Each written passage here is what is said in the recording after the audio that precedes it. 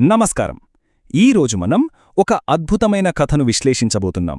ఇందులో తీవ్రమైన కుటుంబ పరిస్థితులు, భావోద్వేగాలు, అలాగే మన విశ్వానికి సంబంధించిన కొన్ని విచిత్రమైన పౌరాణిక నియమాలు ఎలా ముడిపడి ఉన్నాయో చూడబోతున్నాం.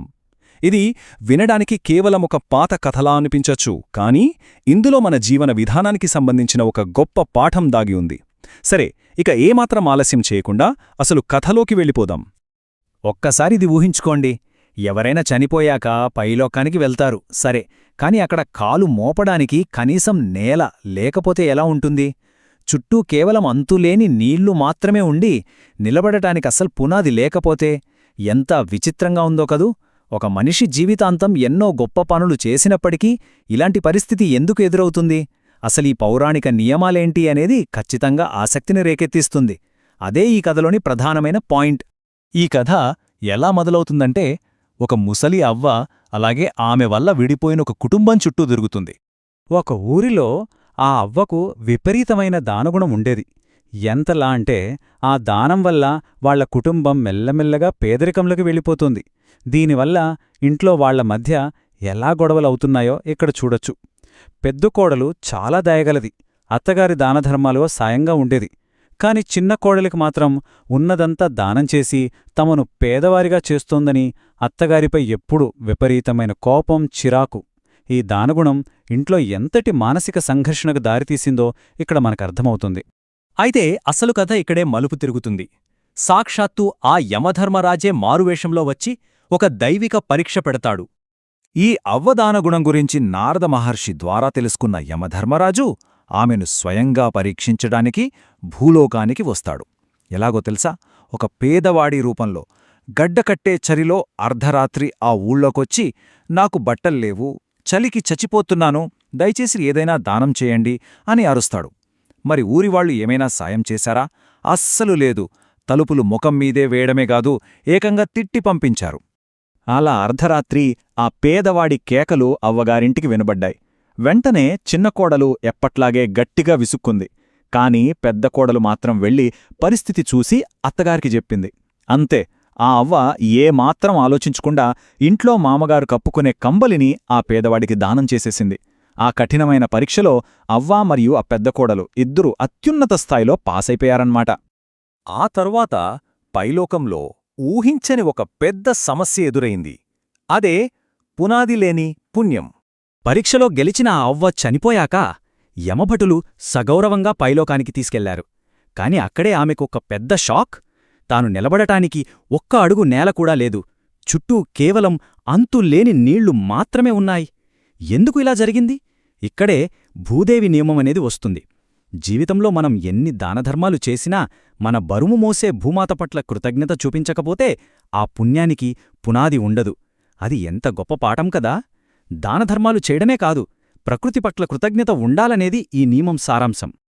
పాపం అవ్వ భయపడిపోయి ఏదైనా దారి చూపించమని ధర్మరాజును వేడుకుంది. అప్పుడు ఆయనొక పరిష్కారం చెప్పాడు. 7 రోజులపాటు మళ్లీ భూలోకానికి వెళ్ళి ఒక బ్రాహ్మణుడి ద్వారా భూదేవి వ్రతకథ వినమని. అలా చేస్తే పైలోకంలో శాశ్వతంగా నిలబడటానికి నేల దొరుకుతుందని వరమిచ్చాడు. మరి ఈలోపు భూలోకంలో ఏం జరుగుతోంది? అక్కడేమో అసలు ఎవర్రూ ఊహించని విస్మయకరమైన సంఘటన. పాడెపై లేచిన అవ్వ.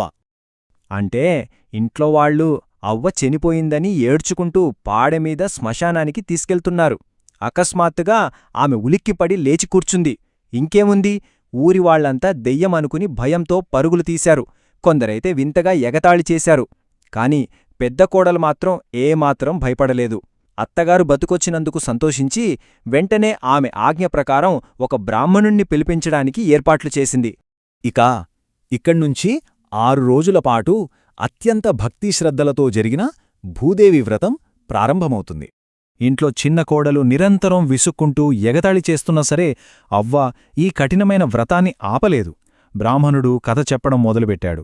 మొదటి రోజు భూదేవి జననం, రెండో రోజు ఆమె మహిమలు, మూడో రోజు వ్రత నియమాలు, తర్వాత పూజా విధానం, మంత్రాలు, చివరగా 6వ రోజున ఫలశ్రుతి.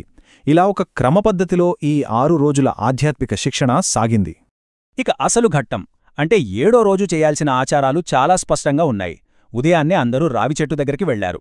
అక్కడ మొదట ఒక చెంబు నీటిని చెట్టు మొదట్లో పోయాలి. ఆ తర్వాత కాండం చుట్టూ దారం కట్టాలి. మూడో దశగా బెల్లం ఒక 5 రూపాయల కానుకగా పెట్టాలి. చివరగా తన పాపాలను క్షమించి నిలబడటానికి భూమిని ప్రసాదించమని 2 చేతులు జోడించి భూమాటను ప్రార్థించాలి. అవ్వ అక్షరల అలాగే చేసింది. ఆ పూజ అవ్వగానే అది తన చివరి రోజు అనే అవ్వకు తెలుసు. అందుకే అందర్నీ పిలిచి తనకు ఇష్టమైన వంటలు చేసి పెట్టమని అడిగింది. అప్పుడు కూడా చిన్న కోడలు ఉన్నదంతా దానం చేశావు అని గొడవకు దిగింది. కాని పెద్ద కోడలు స్వయంగా తనే అన్ని వండిపెట్టింది. చివరకు ఎలాగైతేనేం చిన్న కోడలు కూడా వచ్చి అందరితో కలిసి ప్రశాంతంగా భోజనం చేసింది. ఆ రాత్రికే యమదూతలు రావడం, అవ్వ మళ్ళీ ప్రశాంతంగా కన్నుమూయడం జరిగిపోయాయి. ఇక చివరి అధ్యాయం అవ్వకు దక్కిన అంతిమ బహుమతులు పుణ్యఫలం. మళ్లీ పైలోకానికి వెళ్లిన అవ్వకు ఈసారి అద్భుతంగా నిలబడటానికి నేల దొరికింది. కాని ఇక్కడ భూలోకంలో ఉన్న తన పేద కుటుంబాన్ని తలుచుకుని పాపమావిడ బాధపడుతుంటే ధర్మరాజు అక్కడే జరుగుతున్న ఒక వింతను చూపించాడు. ఆ దైవిక న్యాయాన్ని చూడండి. అత్తగారికి ఎప్పుడు అండగా ఉన్న పెద్ద కోడలి గది మొత్తం అపారమైన బంగారంతో నిండిపోయింది. మధ్య కోడళ్లకు మోస్తరుగా దొరికింది. కాని ఎప్పుడూ విసుక్కునే చిన్న కోడలికి మాత్రం ఏమీ దక్కలేదు. పనులను బట్టే ఫలితమనమాట. అయితే ఇక్కడే పెద్ద కోడలి గొప్పదనం మళ్లీ బయటపడింది. ఏమీ దక్కని చిన్న కోడలి ఏడుస్తుంటే మిగతావాళ్లు ఎగతాళి చేశారు. కాని పెద్ద కోడలు మాత్రం ఎంతో విశాల హృదయంతో వెళ్ళి, మనమంతా ఒక్కటే కదా, నీకు లేదని నాకుందని నువ్వు బాధపడకు అని తన సంపదలో కొంత భాగాన్ని ఆమెకు ఇచ్చేసింది. ఆ మాటలకు చిన్న కోడలు తన తప్పును తెలుసుకుని కన్నీళ్లతో అందరికీ క్షమాపణ అడిగింది. నిజమైన దానగుణమంటే ఇదే కదా. పైనుండి ఇదంతా చూస్తున్న ఆ ముసలి అవ్వ ఆనందానికి అసలవదుల్లేవు. భూలోకంలో కుటుంబమంతా కలిసిపోవటం ఒకవైపు, పైలోకంలో తనకు సరైన స్థానం దక్కడం మరోవైపు. ఈ రెండూ చూసి ఆమె ఎంతో తృప్తిపడింది. అప్పుడే ఒక పుష్పక విమానం వచ్చి ఆగింది. యమధర్మరాజు ఆమెను ఎంతో గౌరవంగా స్వర్గలోకానికి సాగనంపాడు. సరే, ఇదంతా విన్నాక మనకు ఏమర్థమవుతుంది? మనం ప్రతిరోజూ ఈ భూమిమీదే నడుస్తుంటాం, ఇల్లు కట్టుకుంటాం, మనకు కావాల్సిన తిండిని ఇక్కడే పండించుకుంటాం. కాని అలుపెరగకుండా మన భారాన్ని మోస్తున్న ఆ భూమాతకు కనీసం ఒక్కసారైనా మనస్ఫూర్తిగా కృతజ్ఞతలు చెప్పామా? మనం ఎన్ని గొప్ప పనులు చేసినా పునాదిగా ఉన్న ఆ ప్రకృతిని గౌరవించకపోతే అన్నీ వృధానే అన్నది ఈ కథ సారాంశం. మరి దీని గురించి మీరేమనుకుంటున్నారు? ఇది ఖచ్చితంగా ఆలోచించాల్సిన విషయం. మళ్ళీ మరో అద్భుతమైన విశ్లేషణతో కలుద్దాం. అంతవరకు సెలవు. వీడియో చివరి వరకు చూసినందుకు ధన్యవాదాలు. దయచేసి లైక్ చేసి ఛానల్కు సబ్స్క్రైబ్ చేసుకోండి. మీ మద్దతు ఎల్లప్పుడూ కావాలి.